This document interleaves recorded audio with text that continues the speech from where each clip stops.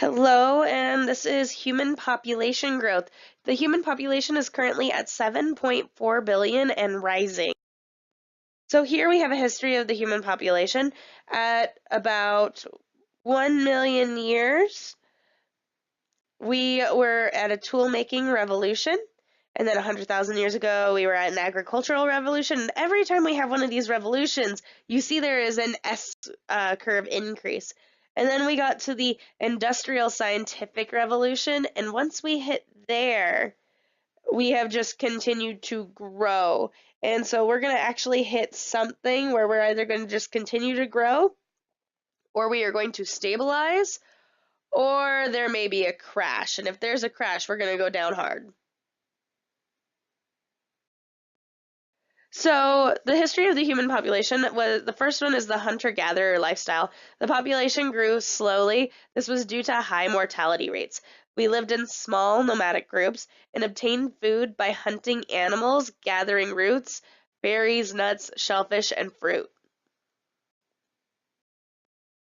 And then we hit the agricultural revolution, where we began to domesticate animals and grow certain plants for food. This increased the available food supply and actually started some of our first genetically modified organisms by seeing, oh, look, this works well with this, and if I breed these two, I might get a bigger plant. And so it started farming, and when we looked at it, we started to domesticate and modify the food we were eating. And so our human population began to grow faster. And then we got to the population explosion. And the bubonic plague hit in the 1347 to 1352. And this was thought to have killed at least 25% of the population in Europe. After 1650, the population growth began to accelerate due to lower death rates. This was due to having better sanitation and hygiene, having a control of disease, increased availability of food, and improved economical conditions. So currently today in developed countries, this includes modern and industrialized countries, so the US, Japan, France, UK, Australia, Canada, and Russia. About 20% of the world's population lives in developed countries. On average, people are better educated, healthier, and live longer. That's the average, though. The average growth rate is 0.003 per capita, and some countries are actually decreasing, like Russia, Germany, and Italy.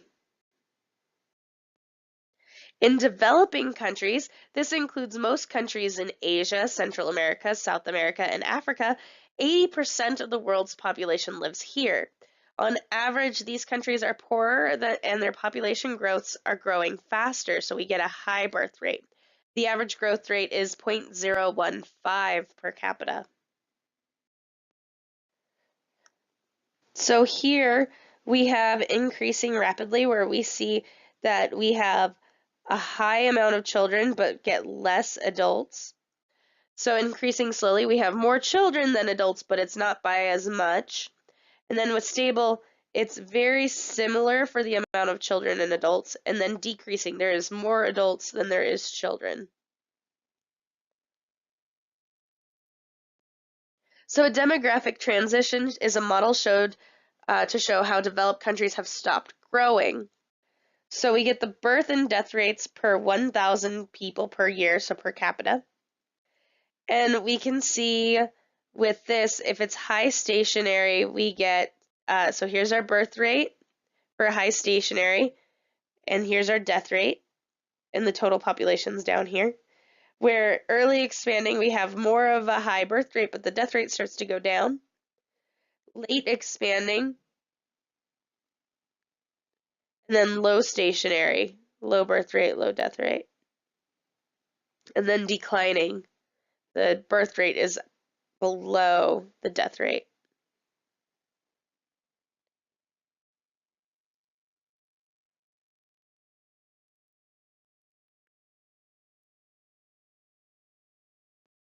So the theory behind the model is that industrial development causes economic and social progress that then affects the growth rates. So we get this demographic transition of stage 1, which is the birth rates and death rates are high. Population size is stable or a slow increase. Stage 2, where the death rates decline due to better hygiene, nutrition, and education improve, but the birth rates remain high, so a population explosion will occur. And then we get to stage 3, where the birth rate begins to decrease, so the population slows, then stabilizes. And then we get to stage 4. The birth rate drops below replacement level, so the population size begins to decrease.